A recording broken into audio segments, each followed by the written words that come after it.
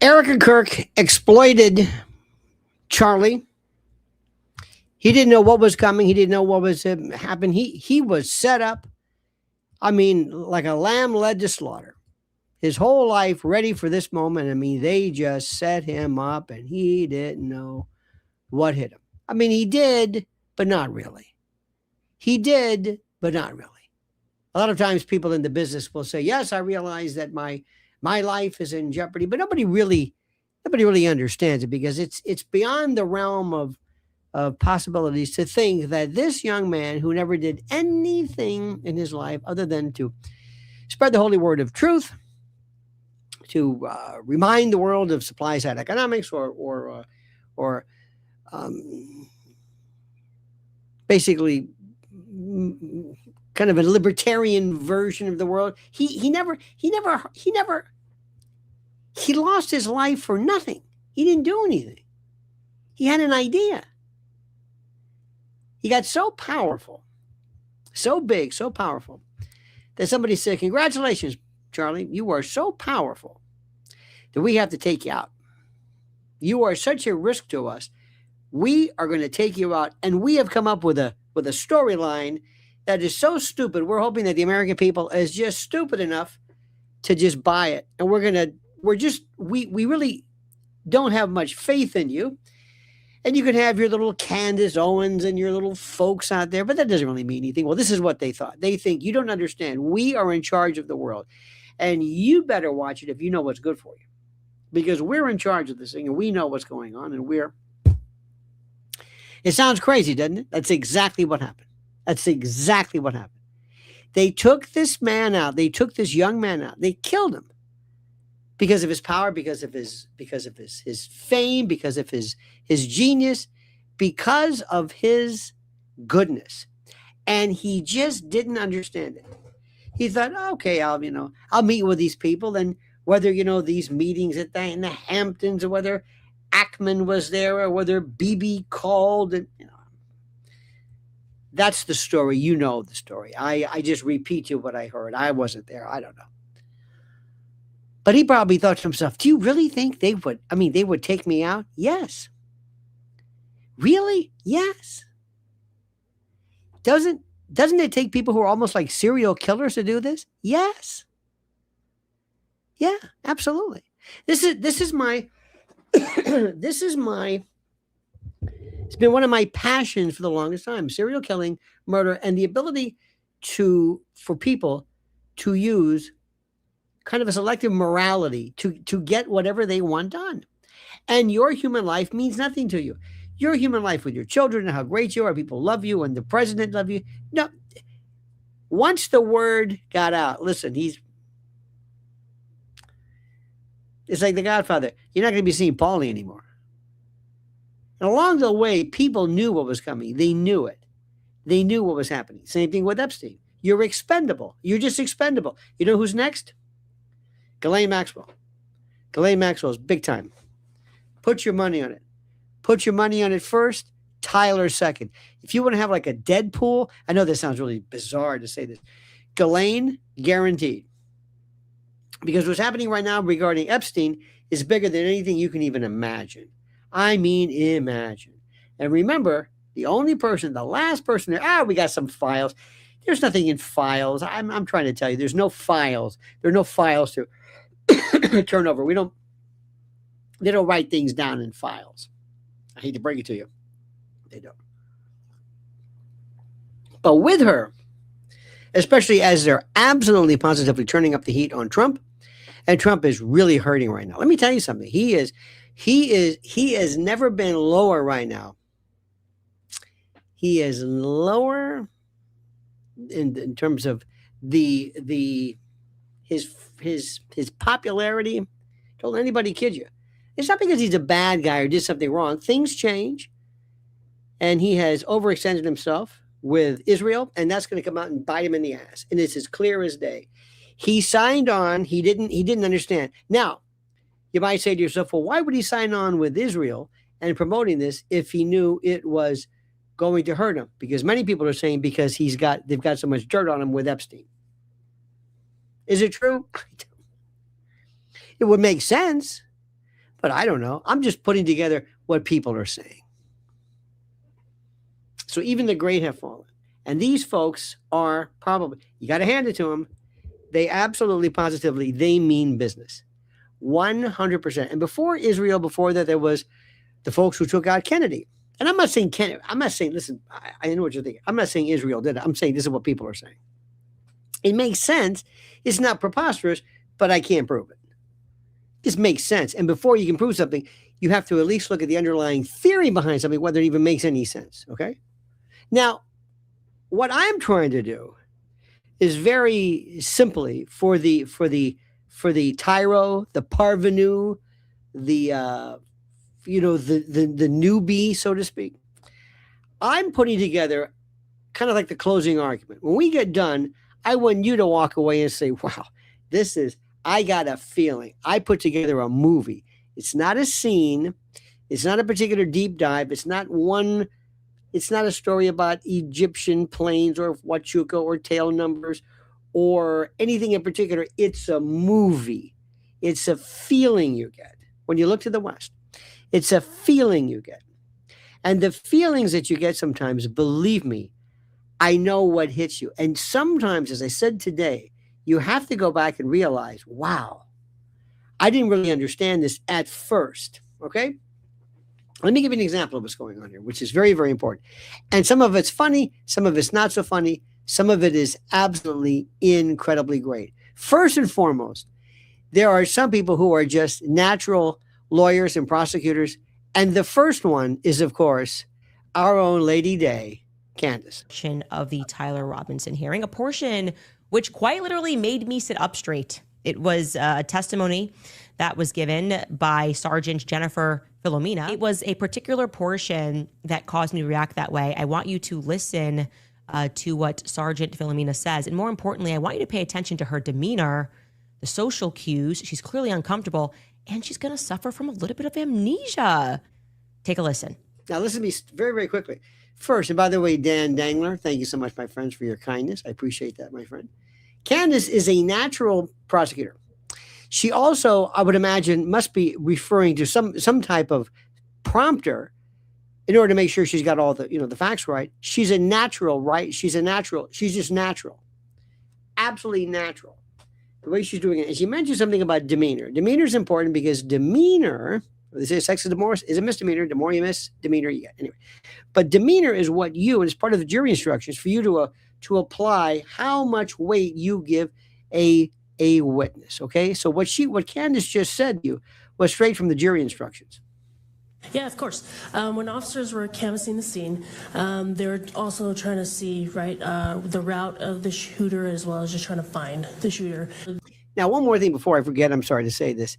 I sort of do a little research. She apparently was in some type of movie, TV, reality show, something. She and some other folks were, they allege, part of something where she was an actress or a star of something.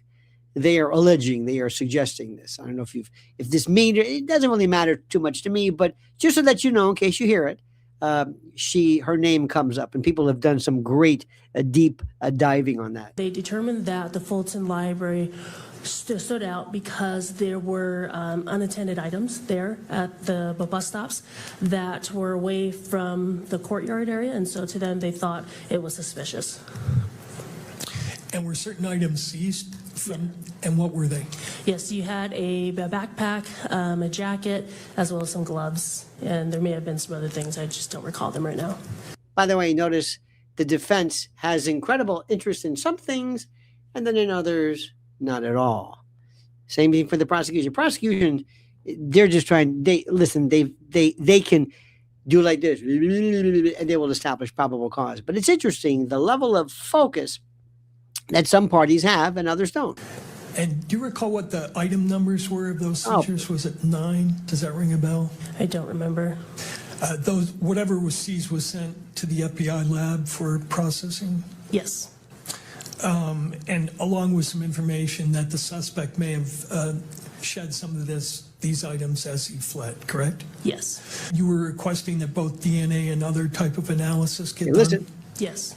At some point, did you decide to pull a plug on that?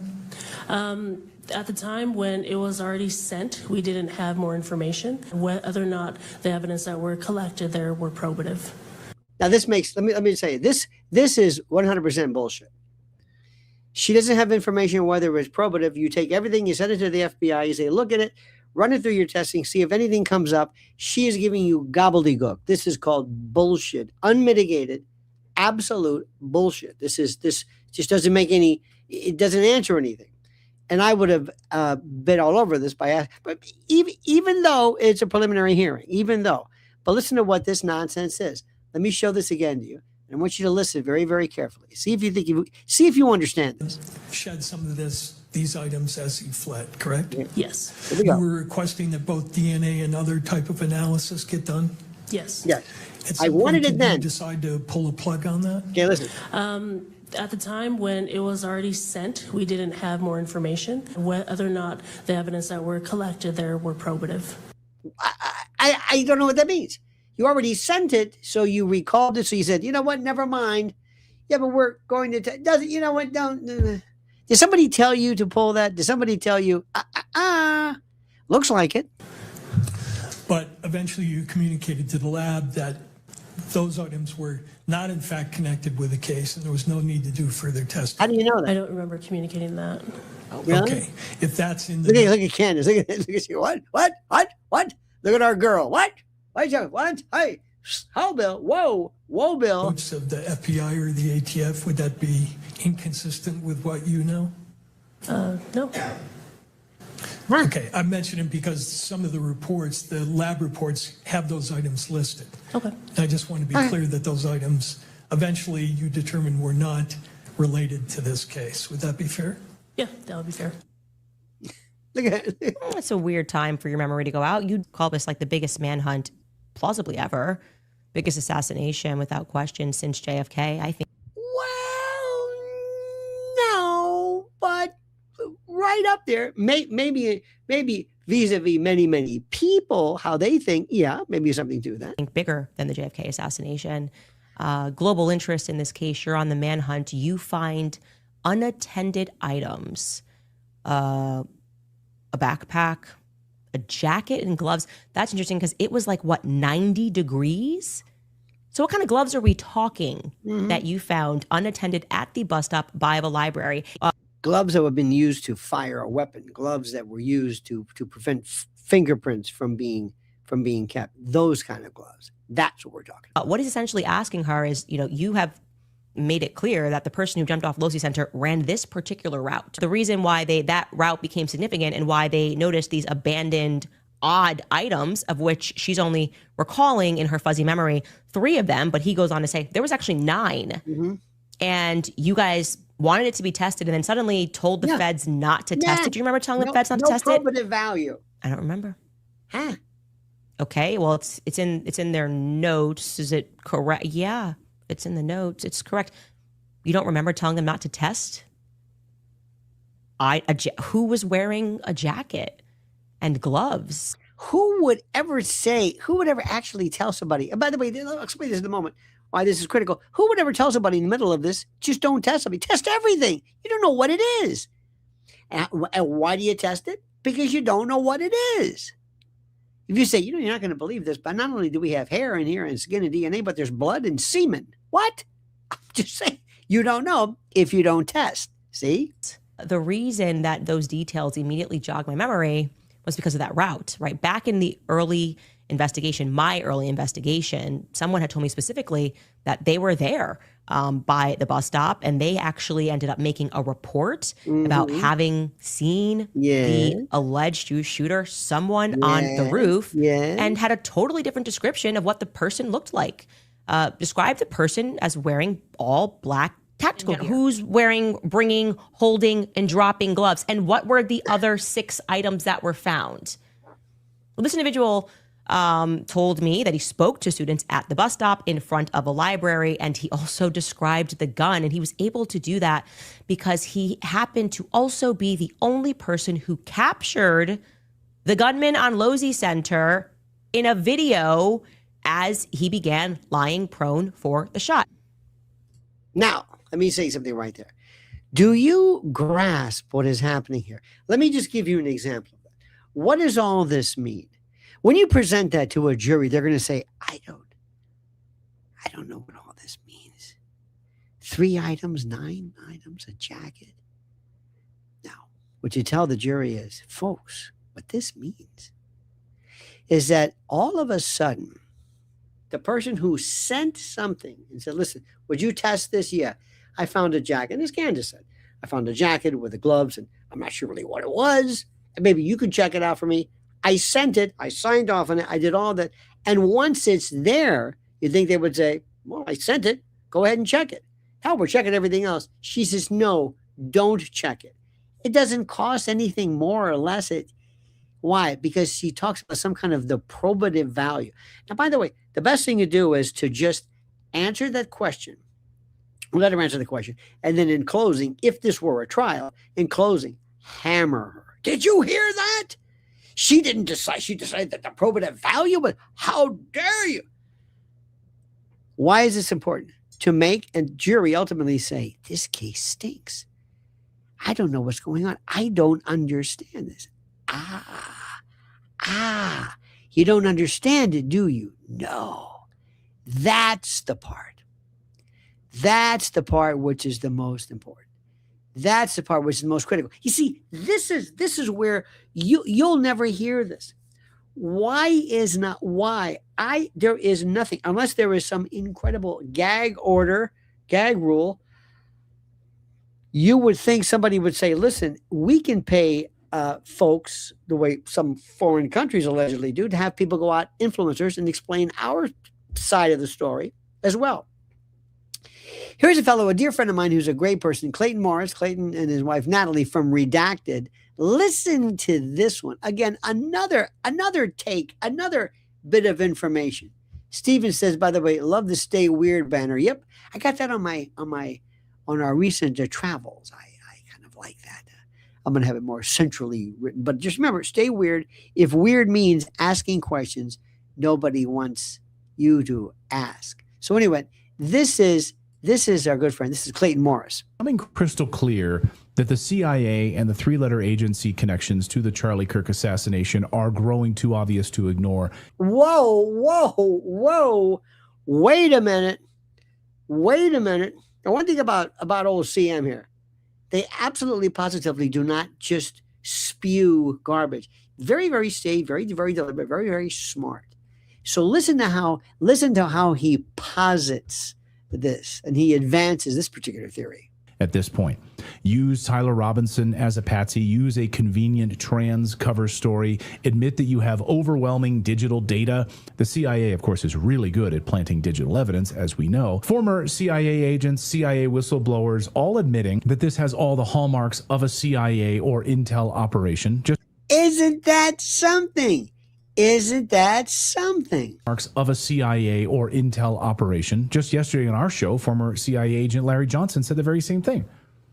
Good man, Larry Johnson. Good man. I never discount the power of my old organization to be involved with a lot of nefarious activity.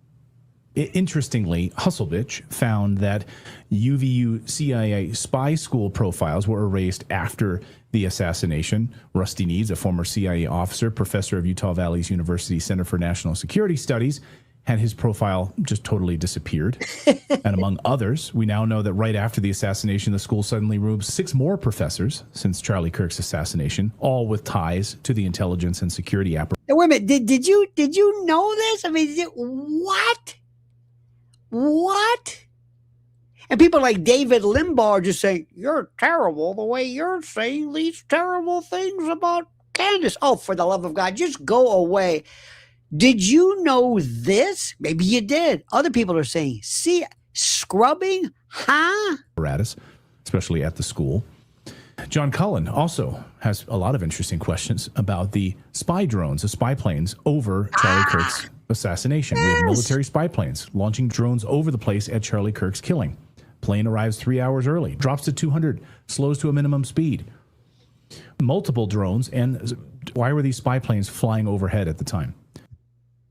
Ladies, do you see what is happening? Do you see what's happening? Do you see little by little juries and you and people are saying, I can't remember. I don't want you to remember every little piece of this. I want to know your feeling. I want you to feel this like, wow. Is there anybody from the other side, whether it's Ben or whether it's anybody? I was reading today Rush Limbaugh's brother, who I thought he was so much smarter, spewing a lot of not even aware of the facts, just kind of like that Lara Trump, just kind of like propagating this kind of a collective like shame on you stuff. It is mind boggling. Now, as you know, today, my dear friend, one of the things which is so interesting is people have been saying, lay off of Erika Kirk. And the reason why they want you to lay off of Erika Kirk is because they realize she is a very, very weak part of this. She is a very weak link, chain, connector. And if not stopped, if allowed to proceed as she is, people are sort of going to be in the position of maybe, I don't know what the word is. People are going to be in the position of not asking, wait a minute, maybe there is something to this. The reason why they're telling you to lay off of Erika is not because they care about Erika's feeling. They don't care about anybody's feeling. It's the fact that they want you to lay off her because they realize she's vulnerable.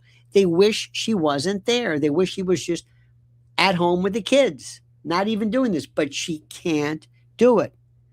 The one, the only, the inimitable, the ineffable, the man of the hour, Baron Coleman, said it this way. Picture of Erika Kirk draped over the casket.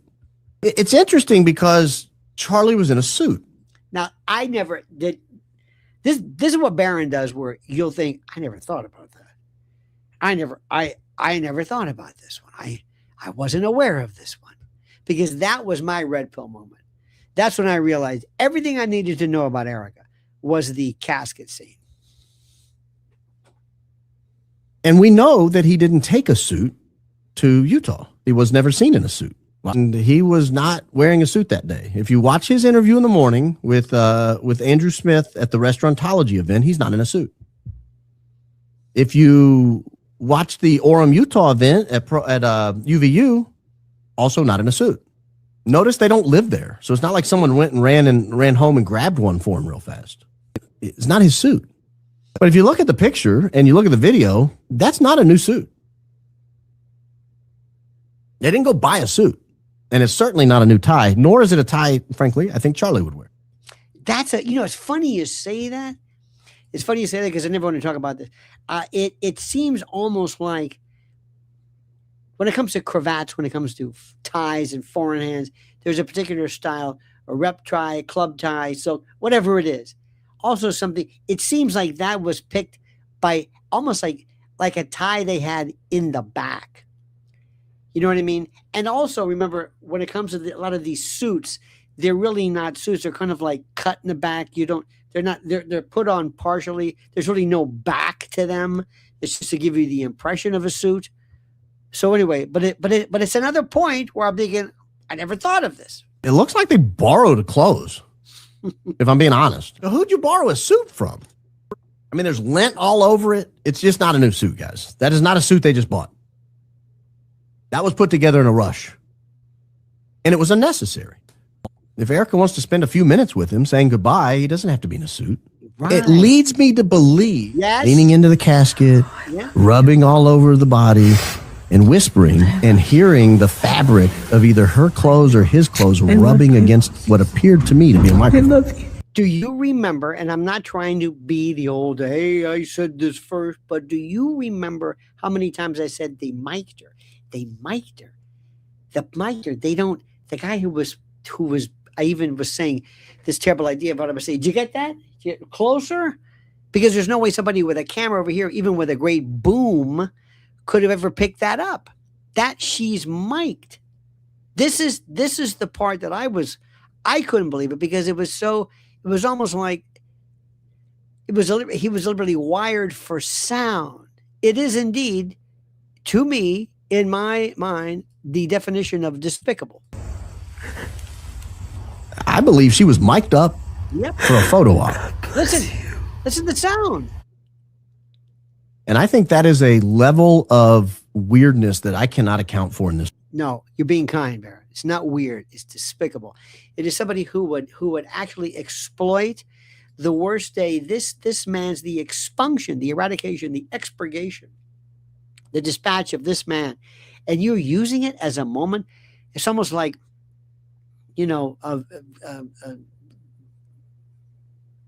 signaling. They used to call it signaling, a virtue signaling. It's grief signaling. It's performative. It is. Ask yourself, would you do this? What if it was a child? Would you do it if you're a child?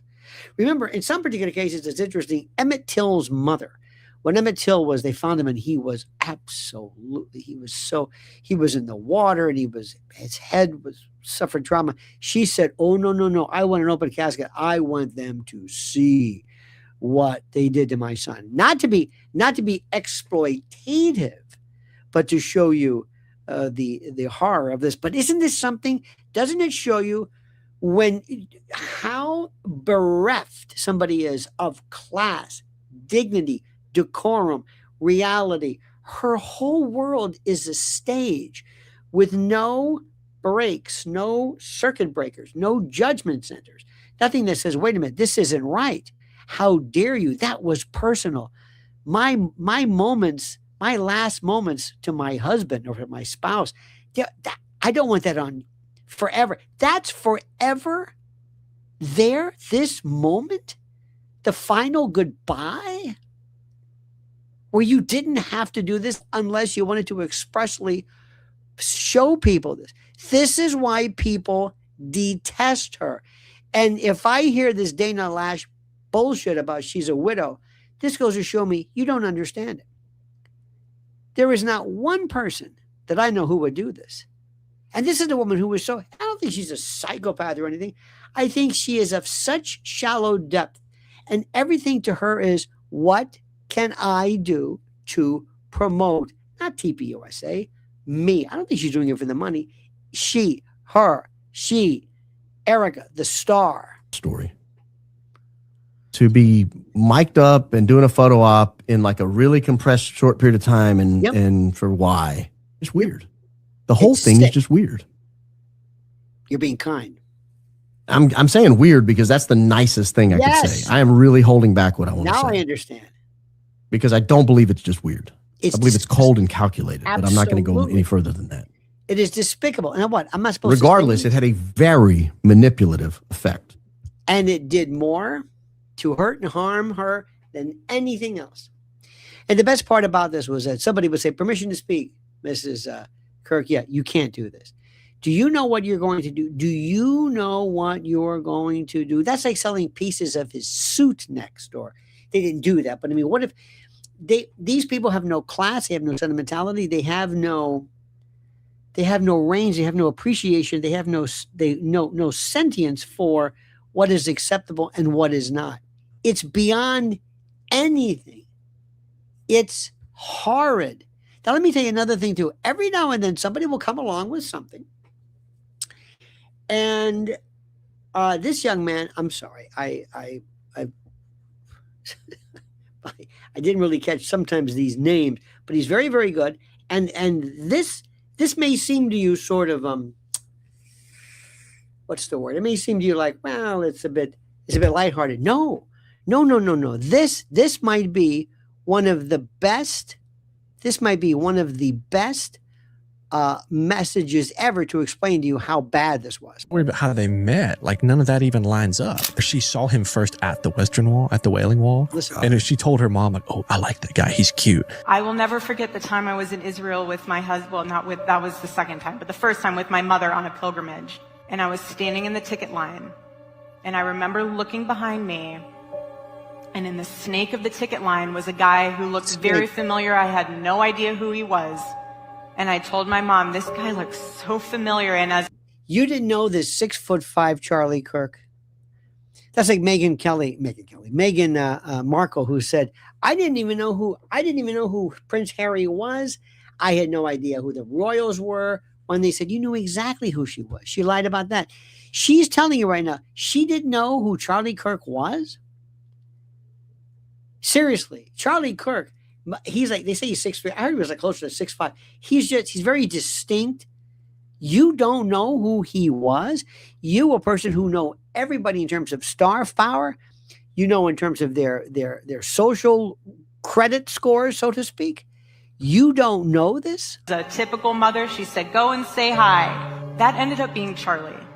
Nothing is by coincidence. Now, did we know that? No, not until we were like 3 months into our relationship and looking at timestamps, seeing that both of us were in Israel at the same time. Here's this blonde chick. She used to do Trump's pageants. She's done, work in Romania as mission work, and that's a little weird. Her dad specifically was a major part of Raytheon, the big defense contractor. He was president of the Israel division. Wow. He was institutional in the Iron Dome missile defense system for Israel. Even like the weird part where she lied about having not dated anybody. Why are you lying about those things publicly? That's the part which I am. How can somebody who, by the way, wants to be this kind of like this bon vivant, the classical sex pot, this hot gal, actually say, I never dated anybody? Remember, Charlie had no problem. Charlie said, I was a virgin. I married a virgin. Okay, fine. Look what happened. She got her hooks into him. It must have killed her to say, I want people to know that I was quite in demand. I was not somebody who never dated. I dated a lot. That's why nobody believed this in the first place. Or the videos about, she's like, oh, I never drank. I never went out. She's out getting wasted. Yeah, and there's videos of it. And it's like, how stupid are you? Obviously not a trustworthy girl. And she don't even have blue eyes. Did you see the yearbook pictures? No. Brown eyes. She wears blue contacts. The hell? That's like weird. Wow. This was confirmed. It wasn't like an AI thing because I double checked it. Everything about this case, Turning Point, is just so bizarre. Yes. Do you hear this? Do you hear what I'm saying? Do you hear the interesting part about this? This may appear to be something like some kid saying this. No, it probably has more of an impact than anything else. Cammie Roundtree says, I love your honesty and your thoughts on all of us. Thank you. It's true. What I'm saying is people say, I'm not trying to be mean. It's beyond that. This is not about being mean. This is about appraising what's going on. Nothing. The story doesn't work. Nothing. And all these people, the Lara Trumps, the Dana Lash, others, their whole thing is they don't have anything to say. Look, you start off with which side you want to be on. And they'll say, well, I think probably if I want to go, because everybody wants to end up on Fox. Fox for them it's the gold ring. It's everything. Hair, makeup, millions of dollars. And that's what Megyn Kelly wants more than anything else. This is killing her. She doesn't want this little, no. Her heart's not in it. And what they're realizing is they figure out I'll probably talk to my agent. The best way for me to do this is take on this pro Erika position. Here is the problem. People don't like her. And the thing about it is that you would think women would know this. They don't like her. Meghan Markle, they don't like her. I know this. You know this. Everybody knows this. And it's not because people are being mean. It's because it's the way people are. And one of these days, this is to come back and bite you on the ass. Now, I mentioned this the other day, which is the most important, the most critical. And this from Newsmax, by the way, or Newsmax 2. This killed me. You know what you're talking about. That's why we had you on. You know about ballistics. You shot bin Laden. This guy's such a jadrul. I mean, this guy thinks he is so cool. You know about ballistics. You shot bin Laden. You're a cool guy. You're a killer. You're a G.I. Joe. Hey, man. Hey, Baba Reba. Hoorah.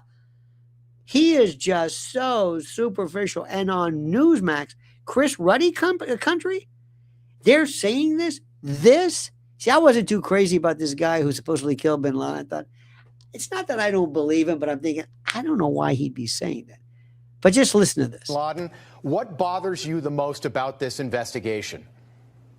Thanks for having me, Rob, and good to see you, General Holt. You too. A lot of things bother it bothers me about this Nothing in particular. And it's not like I'm out there saying big lie or conspiracy or someone did it. I'm just saying I've been in a lot of shootings. I've killed more than a handful of people. And this thing looked shady off the bat. There you go. I've killed people closer than I saw the camera. And I've never seen a shirt move like that. That looks like an explosion to me. Just the fact. That's the camera. I mean, that's the microphone theory. Let me just, I can't say this enough. This is Newsmax. This is a formal and absolute, tacit or express approbation or advocacy or an endorsement of a ratification of Candace Owens' exploding mic theory from this American hero who whacked bin Laden. No one started doing first aid to Charlie Kirk. They were more concerned about getting SIM cards out of cameras, removing cameras, and then getting him off the X somehow. There didn't seem a lot of concern for his life. It seemed like just clean it up. And then, I mean, I've been told they paved it over a couple days later. And then you get Erika Kirk behind all the razzle dazzle, and she's really quick to forgive the alleged shooter. Exactly. Which technically says that was him because I forgive him, but that you can't forgive Candace Owens for having an opinion or asking questions. And they mock people by saying, "Oh, I'm just asking questions." Yeah, I'm a SEAL Team 6 sniper. I'm asking a lot of questions. No one wants to answer them. And you're able to ask these questions because you've been there. General, same to you. So this rifle, this 30-06, it's a powerful rifle. What do you make of this narrative that the bullet might have hit Charlie's spine, which would explain why the damage wasn't what you would typically see with a rifle like that from that range? I got to say this before we get to this answer. This is, again, I'm sorry, I'm a redundant. This is Newsmax 2. This is Newsmax. This is a group of people who want to be the next Fox News. They're putting everything on the line. If this is not okay, they must realize, look, we're making a calculated position here. We have to go with the truth. They can't maintain this fantasy about Charlie this and Erika that. It just doesn't make any sense. The rules have changed. Let me say this again. They are openly advocating the exploding mic theory. Do you hear what I'm saying? When the shirt going up. They also called it an exit wound. They're going to call that an exit wound. Exit wound? Exit? Then that means, per se, if it's an exit wound, Tyler Robinson can't shoot an exit wound. It doesn't work like that. The bullet doesn't go around this way and spin around kind of like that magic bullet. No. That's not what happened. And this is the thing that hurts here is, and what bothers me the most out of it. Wait, did you say, General, you don't think that's what happened? Absolutely not. I'm with Rob. Something exploded on him. Whoa! But I don't have to get into the details because I'm not in a court of law having to prove a darn thing. Well, here's what bothers me. You're a guest. Is there are millions of vets with Rob's training. Training in combat arms as low as mine is. I'm a pilot. But we have enough training to know better than the garbage that was foisted upon us from the Justice Department that day, where they seemingly solved the case in about 8 hot seconds. And we know better. You're not going to take a 30-06 with a kid who's never killed anybody up onto a roof. He takes his first life and does all the things that Rob says he did. So what bothers me, Rob, in all of this is that they know that we know better, and yet they foist this as the narrative and the parable anyway. Why would you do that? Well, why would you do that in a circus where there's so many of us who are already going to go, well, that's not exactly what happened at all? I cannot, and I'm telling you, I cannot believe I'm seeing this.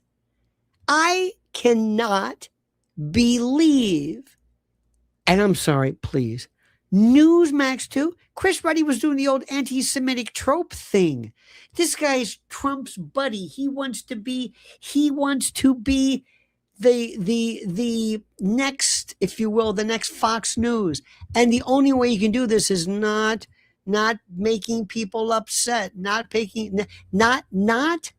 how do I say this? Not doing things which hurt your cause. He must have realized that this is something which is absolutely, positively important, critical. Do you understand? I just, please don't let this moment go by.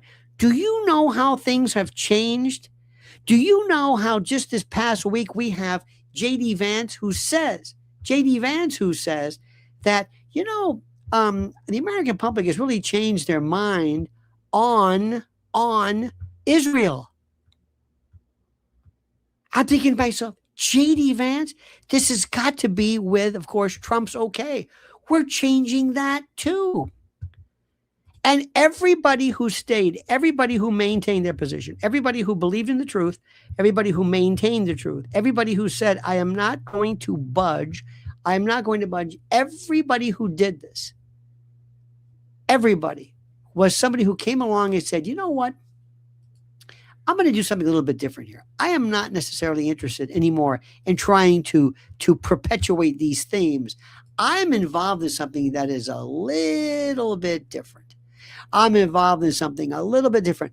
I am telling you something flat out, 100%. And this is critical. And they're saying this. I'm telling you 100% that this absolutely, positively is something that is so, how do I say this? So obvious. And let me also tell you something. I don't know if you're Fox News, it's okay. Okay? It's okay. It's one of those things where you can say, all right, I'm going to be I'm going to say this and, I'm Fox News. Everything that Newsmax does, everything is calibrated never to veer from the official statement, the official understanding. The word has been put out basically that everybody's changed their mind. It's okay. This is huge. And let me also say for the millionth time, and I'm sorry to keep interrupting, Candace has been vindicated. They're saying this is the exploding microphone theory that everybody laughed at. You've got Mr. Killing Bin Laden, he's like the Roy DeMeo of whatever, Islamabad. And then you have this general, this retired general. This is enormous.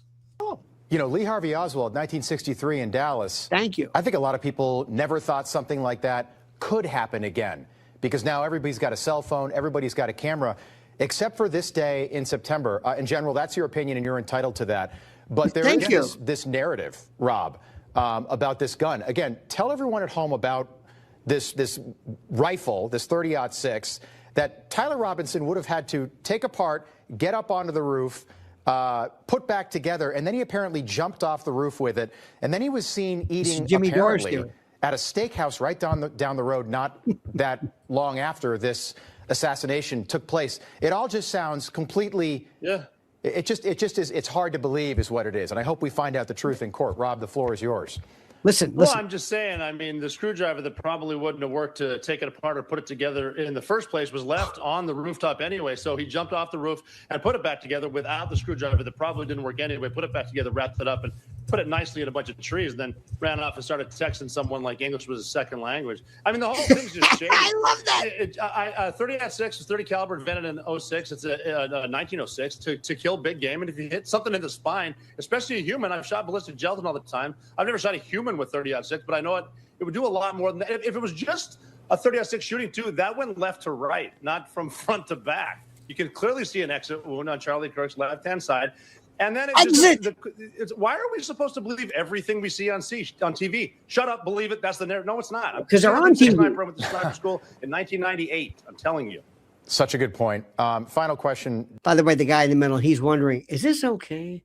I wonder what they're saying in his IFB. Remember, this had to have been approved. A producer had to have approved this. They didn't just decide we're going to just, talk to these people. This completely and totally confounds everything. General, to you, there was this guy, and the media and the FBI just labeled him a wacko. This guy, George Zinn. This is the 71-year-old guy who immediately after it happened jumped out and said that he shot Charlie Kirk. And in the moments, the aftermath, I was here in the newsroom, we thought it was this guy. And the FBI even said, we got our guy. Why would someone make that claim in a situation like that? I know that you don't have the answer to that, General, but it just was very bizarre.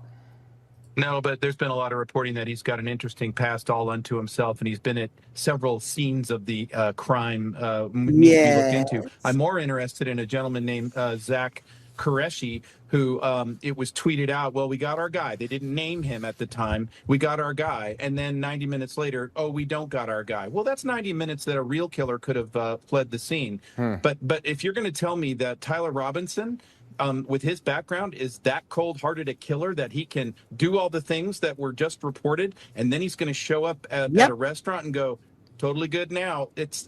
I'm sorry. Make it make sense. Yeah. And then go ahead and hand the defense team all of the evidence so that they can get their continuance for the probable cause hearing, because that's not normal either. So follow the normal, boring steps to a murder investigation and just follow them transparently for the country, because it's high interest. And again, and we'll all be fine and we'll stop asking questions. This is just, for me, it's just about the truth. And we're just asking these questions. You know, we didn't get the truth in 1963. They killed Lee Harvey Oswald. Still haven't. And then they killed Jack Ruby. So we never got the truth. And I feel like it just keeps happening, and we don't want it to happen again. You talk about Butler, Pennsylvania. Rob, I have so many questions about Butler, Pennsylvania, and we're now coming up on the 2 year. All but forgotten. See what's happening right now? This is the last couple of days. This is the last couple of days. It's like all of a sudden something just changes. It's the weirdest thing. I don't know why. It's just something goes away. You ever had a pain or something, and all of a sudden say, "Hey, it just stopped." I don't know, or there's a fad, or people just stop saying something anymore, or I don't know what it is. I don't know what the collective story is. I want you to understand, especially if you've just listened to the first time, that's for the first time, and maybe you're brand new with this. If you like true crime, I am telling you right now, this was a professional hit, the likes of which nobody's ever seen. We don't even know what this stuff is. What is this? If it's not a 30-06, what is it? It's a shaped charge? I don't know. But it's not two people on this conservative show that wants to be the next Fox. It's apparently they said, it's okay, you can say this. It's like all of a sudden people are going to be saying, you know what? This 9/11 story is bullshit. You know, these buildings that came down in free fall.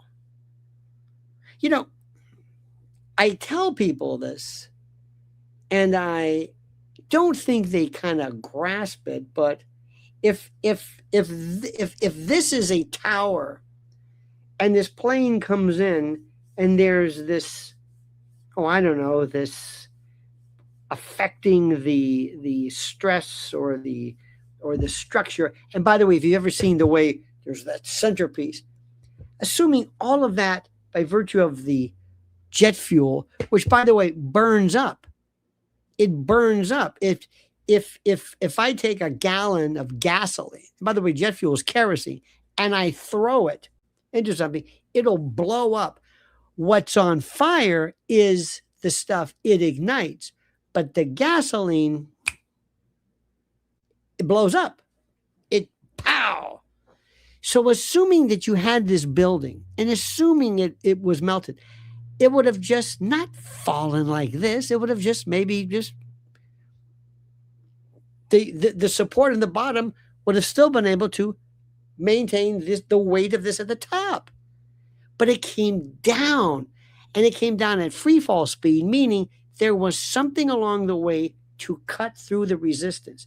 The only way, it's 100 and whatever stories. If it took a second, that's like 2 minutes. You would see boom, boom, boom, boom, boom, boom, boom, boom, boom, boom, boom, boom. Assuming even that would have happened. And it didn't. The story didn't make any sense.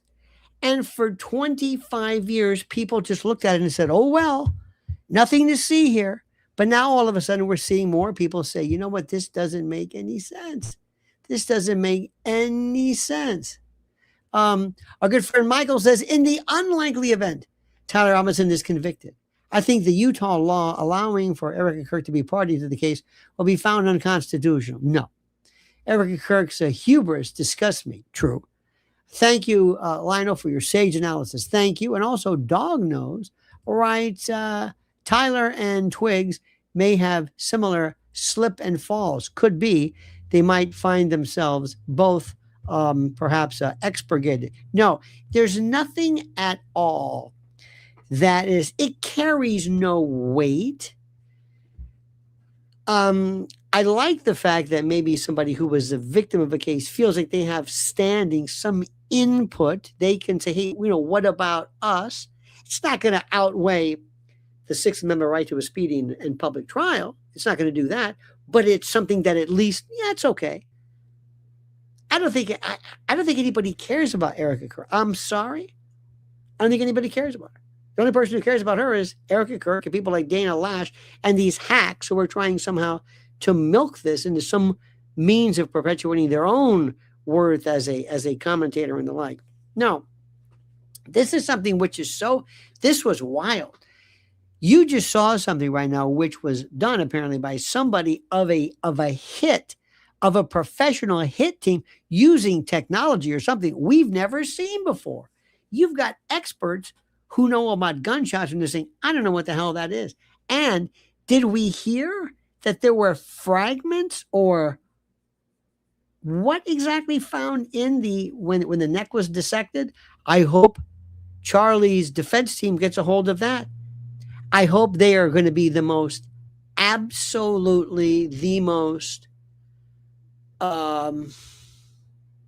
aggressive. I hope nobody goes to the defense lawyer and says, do you know what happens to your career if you dare to subvert the trajectory of this by being a little too aggressive? You can kiss any future you can. Court-appointed cases, never. You'll never see them. So just remember that. You wanted this, make it look good, but don't go out of your way to get to the bottom of this or who was responsible or to put on some testimony from some military person who says, this is a weird thing. This is, I do agree in respect with Candace regarding JFK. The assassination of the president of the United States is a little different than Charlie Kirk, just by virtue of just critical mass and absolute value and magnitude, if you will. But the number of people and the number of moving parts. Remember, all we didn't have the Zapruder film until like 75, 77, something like that. During Geraldo Rivera's Good Night or Good Evening or whatever, America. Remember that. So we didn't know this. There were people, Mark Lane and these folks were motivated just from the Warren Commission alone. So this is wild stuff.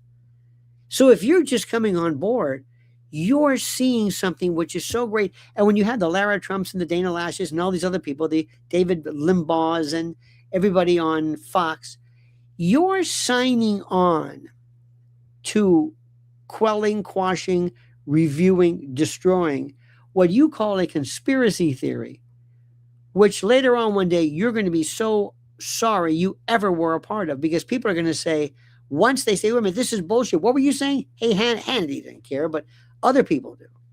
No, be not mistaken. They took him out. And somebody said, not to worry, this guy is going to be there at the same time. It's the only reason. We've never heard a word he said. Never. Can you just for a moment imagine? He's on trial when it gets to that point, and his lawyers say, listen, pal, you got nothing to lose. And he says, I didn't do this. I wasn't there. And when he says something, you know who I talked to? I talked to Blake Neff and I talked to a Colvet. They told me to be there. Why are they saying he met with TPUSA? Why are people calling Ben Shapiro at the time, not 911? Why aren't people? None of this makes any sense. Ben Shapiro wants to be so important because that whole, the Daily Wire is just done. But a lot of people, especially his Israeli handlers, are going to say, Ben, you've caused us more problems. They hate you. Your style, your speech, the way you talk, that weird countenance, you creep people out. You're creepy. You know that fellow Destiny who talks a mile a minute, who just, he and Ben should be in a debate. It's this. So Ben, why are you doing this? Ben, you're supposed to help us. You're supposed to make people sympathetic, theoretically, to the Israeli cause. We don't need your help anymore. We're going to cut ties with you. We need you just get away. Don't speak anymore. And I hate to say it, and he's wearing his religious kippah or his yarmulke, which he can. Many people do. He's Orthodox. But every time he does that, to a lot of people here in the United States who are not sophisticated, who are parts of the country who don't even have any Jews at all or a synagogue, they see him and they think, oh, he's in the official capacity as the Hebraic connection. No, they don't need this. Somebody's got to be telling Bibi, we don't need, you've got enough problems. They want to indict you. This has collapsed. And Candace never budged. She never budged because this was her friend. And a lot of great people who came forward who just added to this incredible stockpile of, they never budged. I never budged. You never budged. And believe me, they've come after us with, what are you talking about? Why are you? And I'm saying, this is not about Candace Owens. This has nothing to do with Candace Owens. They've made it. It's about who killed Charlie. Nobody cares about it. JFK was never about about Oliver Stone. It's so strange. They don't understand the facts, so they compartmentalize it and they concentrate it into thinking this is about Candace. Now, she has just become the most important person on, well, I don't want to say on the planet, but she's it. And whenever she says something, she knows how to drive these people nuts. And I love it. I love it. And we're not going to back down. We're not going to go away. And every time somebody opens their mouth, it's something new. It's another story. It's beyond anything I ever could imagine. So I've got to tell you something right now. My friends, you're seeing something I have never been a part of. During 9/11, there were some few people. There were some people. We didn't have social media like this. We didn't have TikTok. You had to go online. You had to go read a kind of like a thread, or some online blog or something. This is different. The way things are. Remember, people who are planning this in the future are going to be saying, remember, don't let what happened. We don't need another, Tyler Robinson. We don't need another Ben Shapiro. This changes everything. And there are people who, for the first time, say, listen, and I don't want to put words in your mouth. What you're saying is, say, look, I may be a doctor or a teacher or just a housewife or a grandmother or whatever it is. I may not know about law. I may not have ever tried a case. But all I know is I don't believe any of this. And because I say this, I'm in the position of what could be a juror. And this potential juror is saying this case is bullshit. 100% absolute, unmitigated bullshit. We don't believe any of it. And all they've done, this is the most important. They have done most important. This is the most important thing in the world. This is the part which, this is absolutely incredible. And thank you for you. Thank you for coming. And the folks, they come out and they're trying. Do you know what it's like to be a troll now? It's like, who's listening? What do you think? What do you do? I'm a troll. What does that mean? Well, I go online and whatever people are talking about, I pick the opposite perspective. And I annoy people, and I'm not very effective in changing public opinion, but I'm, very good at just annoying the hell out of people. And it doesn't even matter. We're right with this. We're 100% right about this. And I can't say this enough. And it's only getting better, my friends. It's only getting better. You simply have no idea how great this is going to be. Now, remember, I'm going to say this again, and I mean this, which is very, very important. Very, very important. For reasons I cannot explain. And for reasons that I think are so interesting. There are people who, for whatever reason, just came along and said, this is a conspiracy theory. And they're going to be very lonely at the end when the entire world comes and sees it our way. I love it. And I love you. Thank you so very much for this. What a great night. What a great night. Thank you for spending your Saturday night. Please follow Mrs. L at Lynn's Warriors. That means so very much. Please subscribe to the newsletter. There's a portion of it in the description. And thank you also for joining this, because we're looking for justice. This is not about vindicating Candace. Candace didn't do anything wrong, or her analysis has been correct and it's driving them crazy. But this is about Charlie.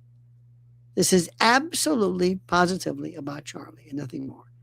And I thank you for this. Please like this video, subscribe to our channel, hit that little bell so you're notified of live streams and new videos, and make sure you're subscribed, because people are unsubscribed, and like it, like this, and let people know. Thank you so much. Thank you. And thank you for the super stickers and the super chats and everything. You're so kind. This is a labor of love. And remember, somebody's got to stick up for Charlie. Not me, not you, but us. And the us is the world. All right, my friends, have a great and glorious night. Happy Saturday to you. See you tonight also, 2 to 5 p.m., 2 to 5 a.m. on WABC Radio, overnights on another side of midnight on Saturday and Sunday night. So join us. Have a great time for everything. I mean it sincerely. Thank you so very much. And what's also important for you to realize is that we are doing everything in our power to make sure that we get to talk about so much about what's really important. Absolutely. Just so much is so critical. And I thank you, my friends. Anyway, so until we meet next time, remember these final words. I mean this, and I say this 100%. I say this without any hesitation, without any trepidation whatsoever. Keep fighting, and don't forget the monkey's dead. The show's over. Sue ya. Dad.